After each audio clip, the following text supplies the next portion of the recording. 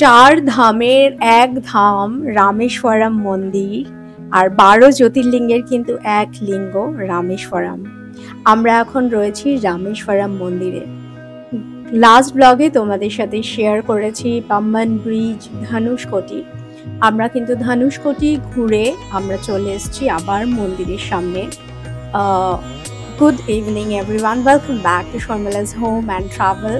আমরা এখন রয়েছি রামেশ্বরম সমুদ্রের ধারে যে ঘাট রয়েছে, যেখানে সবাই স্নান করে, সেই ঘাটেই কিন্তু এখন আমরা রয়েছি। রামেশ্বরম কিন্তু আমরা সবাই জানি যে চার ধামের এক ধাম হচ্ছে রামেশ্বরম। শ্রীরাম যখন রাবণ হত্যা করেছিলেন, রাবণকে হত্যা করার পরেই কিন্তু উনি এই রামেশ্বরমে কিন্তু উনি এই জ্যোতির্লিঙ্গ এখানে স্থাপিত করেছিলেন। এবং যখন হত্যা করে যখন ভারতে ফিরে এসেছিলেন লঙ্কা থেকে, তখন কিন্তু মা সীতার সাথে উনি এখানে এই জ্যোতির্লিঙ্গ পুজো উনি তখন করেছিলেন। কথায় আছে যে প্রথমে যে অগ্নিতীর্থম মানে সমুদ্রের যে স্নান সেটা আগে করতে হয়, সেটাকে বলে হচ্ছে অগ্নিতীর্থম। তারপরে মন্দিরের একদম ভেতরে কিন্তু 22টা কুয়ো রয়েছে, সেটাও হচ্ছে তীর্থম। সেই কুয়োর নামও হচ্ছে তীর্থম। আর প্রত্যেকটা কুয়োর জল মানে আলাদা আলাদা, সব কিন্তু প্রত্যেকটা কুয়োর আলাদা আলাদা নাম রয়েছে। আর যদিও প্রত্যেকটা কুয়ো কিন্তু পাশাপাশি, খুব একটা দূরে নয়, কিন্তু তাহলেও প্রত্যেকটা কুয়োর জলের কিন্তু স্বাদ আলাদা আলাদা। তো আগে কিন্তু মা সীতা এবং শ্রীরাম ওই অগ্নিতীর্থমে স্নান করে তারপরে কিন্তু ওনারা ওই ভেতরে যে কুয়ো রয়েছে 22টা তীর্থম, ওখানে স্নান করে তারপরে কিন্তু ওনারা এই জ্যোতির্লিঙ্গের পুজো করেছিলেন। তো আমরা সন্ধ্যাবেলা এখানে চলে এসেছি মন্দিরে, একদম দর্শন করতে। এই যে দেখছো সামনেই মন্দির, আর এটা হচ্ছে পূর্ব গেট। চারদিকে 4টে গেট রয়েছে, পূর্ব, পশ্চিম, উত্তর, দক্ষিণ। তো এই যে স্নান করে যে যাওয়ার যে গেট, সেটা কিন্তু এই পূর্ব গেট দিয়েই কিন্তু ঢোকার নিয়ম। তো আমরা সন্ধ্যাবেলা যেহেতু দেখলাম যে ভিড় নেই খুব একটা, তো সেই জন্য আমরা সন্ধ্যাবেলাতেও এসে গেছি এখানে মন্দিরের ভেতরে দর্শন করতে। আর ভীষণ সুন্দর, এত কালারফুল ভেতরে। রামেশ্বরম মন্দিরে 1212টা কিন্তু পিলার রয়েছে। আর এই মন্দির এত বড়, মানে হাঁটতে হাঁটতে তোমাদের পা ব্যথা হয়ে যাবে। এর যে করিডর মন্দিরের, সেটা কিন্তু ওয়ার্ল্ডের সবথেকে লংগেস্ট করিডর রয়েছে কিন্তু এই রামেশ্বরম মন্দিরে। এই যে তোমাদের দেখালাম নরসিংহদেব পিলারের মধ্যে রয়েছে এখানে। তো এখন আমরা যাচ্ছি দর্শন করতে। আর একদম ভেতরে যেহেতু ভিডিওগ্রাফি অ্যালাউ না, তো সেই জন্য আমরা ভেতরে মন্দিরের সামনে মানে লিঙ্গের সামনে আমরা কিন্তু ভিডিও করিনি।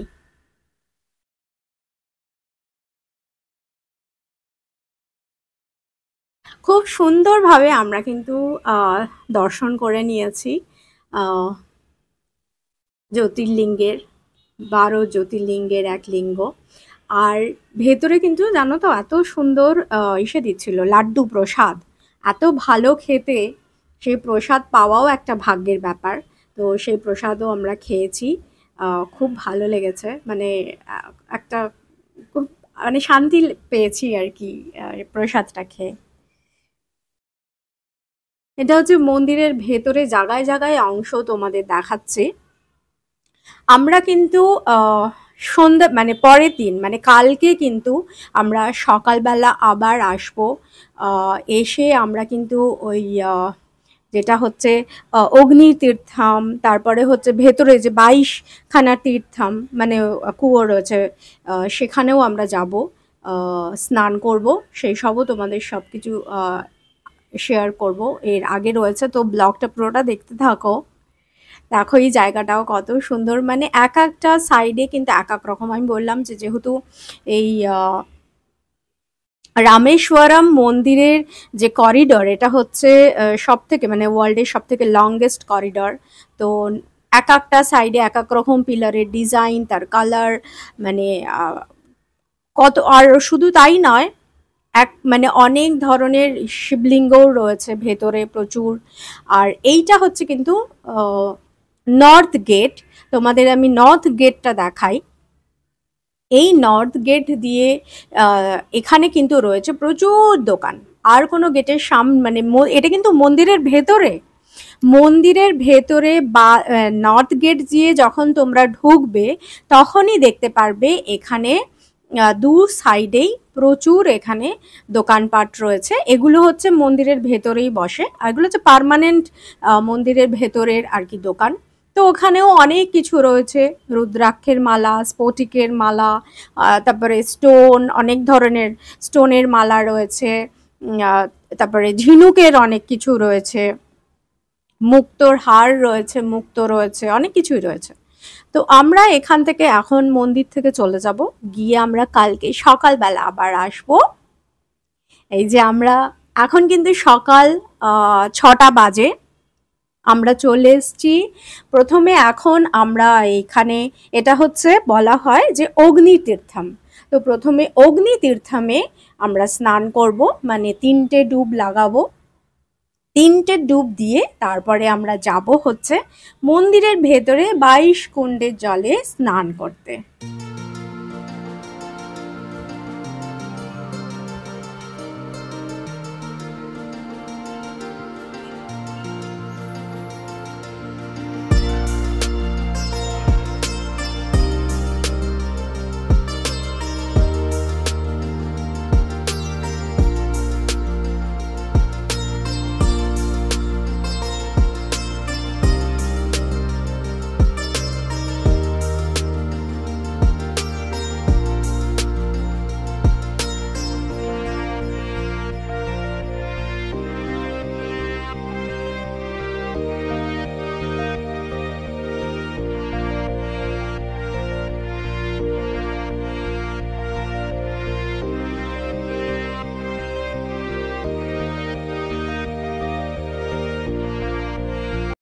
অগ্নি তীর্থমে 3টে ডুব দিলাম।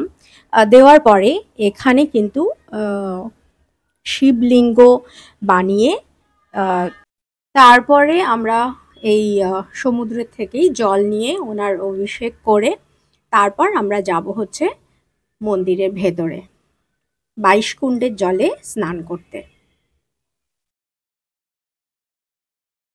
যেহেতু শ্রীরাম এবং মা সীতা ওনারাও এইভাবেই করেছিলেন, মানে রাবণ হত্যা করে আসার পরে এইখানে কিন্তু আগে এই অগ্নি তীর্থমে স্নান করে ওনারাও আগে এখানে শিবলিঙ্গ স্থাপিত করে ওনারা এখানে অভিষেক করে তারপরেই কিন্তু ওখানে মন্দিরে, মানে যেখানে এখন লিঙ্গ রয়েছে ওখানে কিন্তু লিঙ্গ স্থাপিত করে ওনারা পুজো করেছিলেন।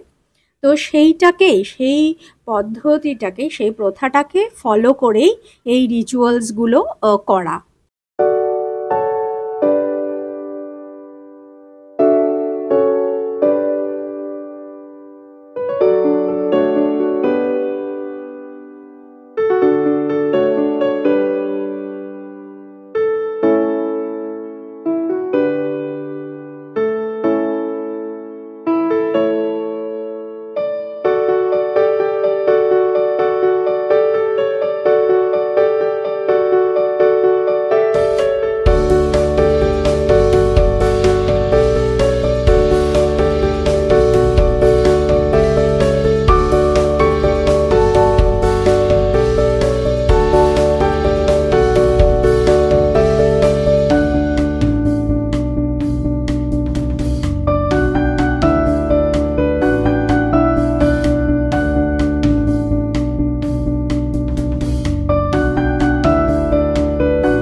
জল দিয়ে শিবলিঙ্গের মধ্যে অভিষেক করে তারপরে কিন্তু এই লিঙ্গটাকে পুরো মিশিয়ে তারপরে কিন্তু যেতে হবে, কারণ যাতে এর মধ্যে কারুর পা না লেগে যায়। সেই জন্য।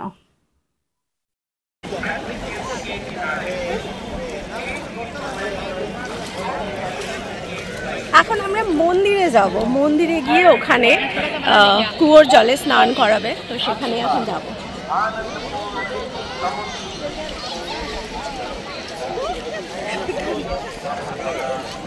এই যে আমরা যে এখন 22 কুণ্ডের জলে গিয়ে স্নান করব, এই 22 কুণ্ডের জল কিন্তু তোমরা বাড়িতে নিয়ে আসতে পারো, কারণ যেহেতু এই জলে স্নান করলে বলে যে পাপ ক্ষয় হয়, তো সেই জন্য এই মানে এইখানেই কিন্তু এই সমুদ্রের ধারেই এখানে কিন্তু প্রচুর দোকান রয়েছে, যেখানে ওরা প্লাস্টিকের কৌটো আর ব্যাগ ওরা ওখানে বিক্রি করে। ওখান থেকে তোমরা কৌটো একটা কিনে যখন তোমরা মন্দিরের ভেতরে যাবে ওই 22 কুণ্ডের জলে স্নান করতে, ওখানে যে পুরোহিত যিনি আমাদের স্নান করাবেন উনি কিন্তু ওই প্রত্যেকটা 22 কুণ্ডের জলে আমাদের গায়ে যখন ঢালবে তখন ওই 22 কুণ্ডের জল একটু একটু করে কিন্তু ওই কৌটোর মধ্যে ঢেলে দেয়। তো আমরাও কিন্তু ওখান থেকে একটা কৌটো কিনে আমরা নিয়েছি। এই যে এখন আমরা কিন্তু মন্দিরের ভেতরে ঢুকে গেছি, আর এখানে কিন্তু আমাদের এই যে 22 কুণ্ডের জলে স্নান করানো শুরু হয়ে গেছে। আর আমরা এই কৌটো নিয়ে নিয়েছি, প্রত্যেকটা কৌটোতেই কিন্তু উনি একটু একটু করে আমাদের জল দিয়ে দিয়েছে। আর প্রত্যেকটা কুণ্ডের কিন্তু আলাদা আলাদা নাম রয়েছে। আর এই যে এটা কিন্তু একটু পরিশ্রমেরও কাজ। এই যে প্রত্যেকটা কুয়োর থেকে এক বালতি করে তুলে যেটা দিচ্ছে, মাথার মধ্যে জল ঢালছে, এটা একটা পরিশ্রমেরও কাজ। তার জন্য কিন্তু উনি এই যে বয়স্ক যে উনি দেখতে পাচ্ছ, উনি আমাদেরকে এই স্নানটা করিয়েছেন। খুবই সামান্য, ভাবতে পারবে না, আমাদের দুজনকে স্নান করিয়েছেন উনি 22 কুণ্ডের থেকে জল তুলে মাত্র 300 টাকা উনি নিয়েছেন। তো খুবই সামান্য টাকাই নিয়েছেন। তো এখান থেকে তোমরা করতে পারো। আর যদি টাকা না দাও তাহলে তোমরা কিন্তু এই যে স্নানটা সেটা কিন্তু তোমরা করতে পারবে না। মানে যখন এই পয়সা দিয়ে যারা করায় তাদের পাশে যদি তোমরা দাঁড়াও, ওই গায়ে একটু ছিটের ফোঁটা লাগবে, ওইটাই কিন্তু প্রপার যে স্নান সেটা কিন্তু হবে না।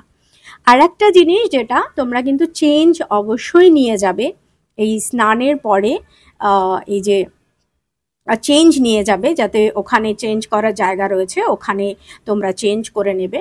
আর এইটা দেখো, আমরাও চেঞ্জ করে নিয়েছি, চেঞ্জ নিয়ে গেছিলাম। কি সুন্দর এই জায়গাটা, রামেশ্বরম মন্দিরের এই জায়গাটা কিন্তু মানে ভীষণই সুন্দর, মানে অপূর্ব দেখার মতো এই জায়গাটা।